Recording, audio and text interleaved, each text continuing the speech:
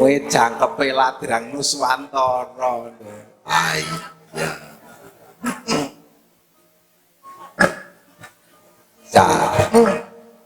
Ngono ki ya enek kok sing ngarani gending ngono ki jenenge cucur bawuk ngono ya enek. Oh. Ayo. Anakku ndukno, iya mak wah. Bungayatiku ora kaya bengi iki kepriye. Wah. Nampa dawuh dalem ingkang hamangku gati pemerintah desa Karanggandu. Oh, jangkep sak wargane, Nduk. Ngono iya. Utaminipun ingkang dipun pangarsani panjenenganipun Ibu Lurah Bu Hajah Untingah. Oh. Panjenenganipun kanggo ngasta pusaraning adil ana ing tlatah Karanggandu kene ya. Muga-muga kuwi tansah pinaringan kabagas warasan kawujengan. Panjenenganipun anggone mernata desa Karanggandu nganti kaya ngene lho, Nduk. Luar biasa. Ing ngatasé wujude Sri Kandi. Sri Kandi.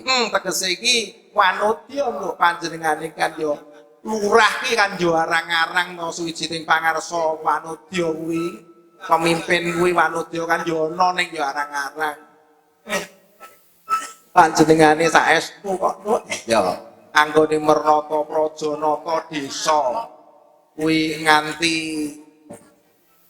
direwangi kaya ngene iki. ngono. Aku nalika lumebu ana ing bale desa. Iki bale apa gedung pertemuan.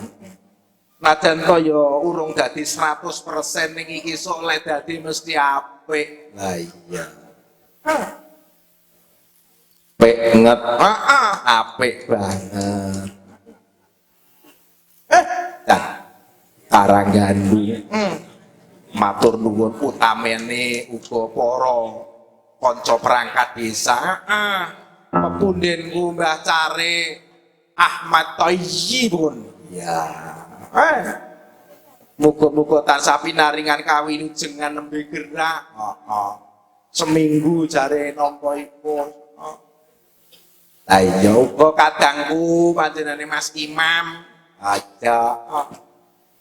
Lan uga kanca perangkat pintunipun muga-muga anggone pinangka dados pusaraning adil menika wonten ing Karanggandu menika mugi tansah disengkuyung dening para kawula sak desa Karanggandu saengga desa Karanggandu kuwi desa dadi desa ingkang ayem tentrem badato taibatun warapun.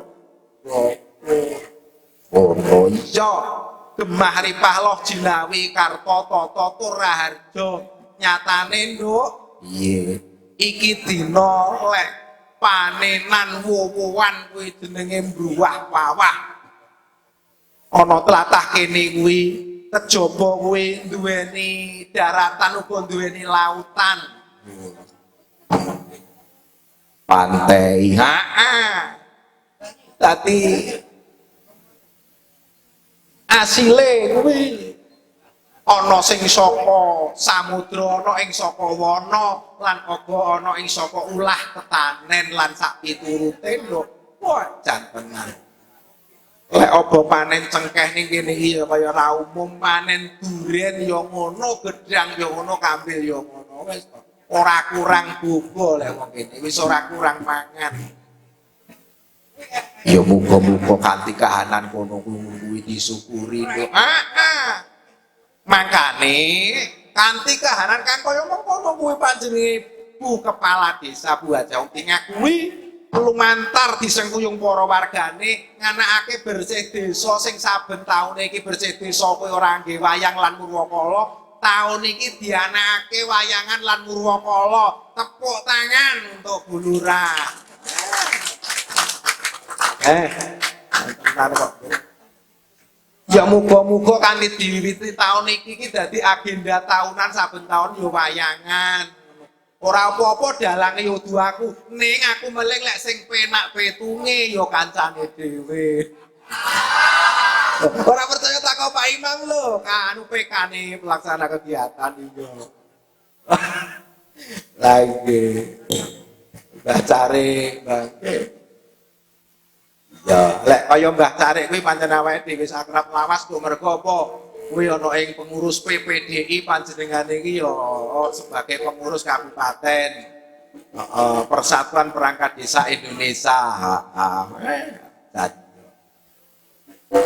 Ya, muga-muga sedaya menika pinaringan wilujeng mliginipun Ibu Kepala Desa sak perangkate, uga Bapak BPD-ne, Babinsa, Babin Katipnas lan sak piturute kuwi tansah wilujeng tanpa pambeng. Ya, mula bengi iki dianakake bersih desa, Nduk. Rangkaian bersih desa kuwi ya wis kawit mambengi. Mambengi ana pentas seni. Bengi iki ya undangane ya akeh banget, Forkopimcam ya diundang, Nduk. Man pokoke ini. Lurah iki tenan. Warga desa ya diundang kabeh. BPD genep. Pokoke iki pancen ya dipahargyan nuwun marang ngarsaning Gusti kanthi sarana bersih desa ngaturake syukur marang nikmating Gusti kang wis diparingake. Ngono ya. Kejaba saka kuwi nduk acara sesuk ki ya sik ana somben wis sik ana lomba mewarnai. Festival nelayan, larung sembonyo, wis pokoke akeh. Muangan iwak bakar bareng-bareng wis pokoke enek. Balapan speed ya balapan speed lomba dayung apa lomba speed botone Pantai Cengkron. Wis pokoke pancen ya disengkuyung saka maneka warna anggaran, ora mung desa dhewe nduk, kuwi sengkuyung saka anggarane pemerintah daerah. Sing ning segara lek iki nek dhewe. Kudune kan ya kudu ngono. Dadi sing diarani samat sinamatan daya dinayan ngono kuwi ya. Panten ya teko suwijining pantai kuwi aset wisata daerah kudune ya kudu melu nyengkuyung kok Nduk. Sing kawukan ana babagan kuwi ikine ana ing Dinas Pariwisata. Oh iya. Ya, kanthi bersih desa bengi iki awake ngaturake lagon saka sauntara. Apa? Ya lagune bersih desa sik, Nduk. Iya, jumbo kelawan niat ngajat panjenengane warga masyarakat ana ing Desa Karanggandu. Ngono iya sedekah bumi bersih desa uga larung sembunyi. Ya. Ya, ngaturke lagu bersih desa. Buka rebab bonang. Kowe kok eneng-eneng to.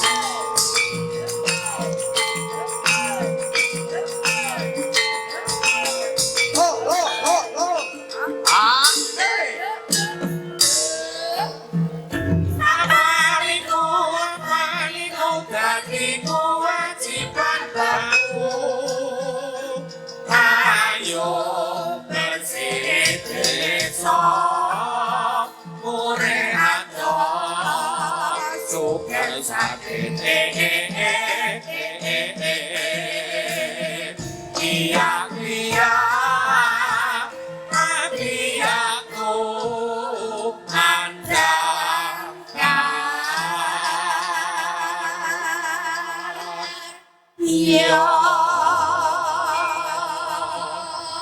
Jono lagune Mak Yono. Lagune bersih desa. Apa niku dadi kewajiban baku. Ayo bersih desa murih atos super sakit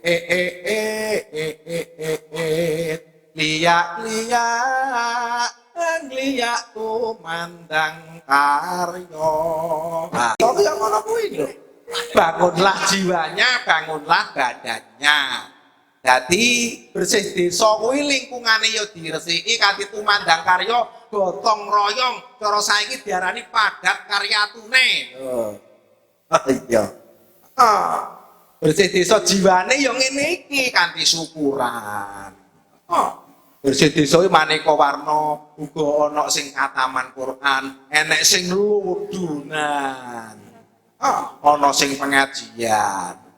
Ning sing kaprah ana ning tanah Jawa kuwi ya dijangkepi biasane dianakake wayang lan Murwakala. Apa to Murwakala kuwi suwijining penunan marang Gusti kang murbeng dumati ngresikake mbok menawa ana wewengkon kuwi iki ana ulu raja ulu getih cililung balung tinumpuk adak sujen glondong pengareng-areng ing pengajap kuwi supaya ilang suker sakite godho coba lan rencanane karya seger kuwarasane jane tujuane lak kuwi ngono wujuding donga lan panuwun.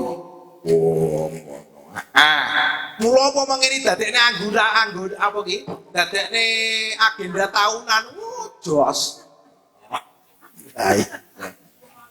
Iya. Mat. Iya, Ya, iki awake dhewe uga nggawa waranggana sing kajibah lipur bulurah sak perangkate warga masyarakat, Bu RT, Pak RT, BPD, Babinsa, PKTM lan uga Forkopincam sing rawuh bengi iki lho, sinden pira 7 ekor.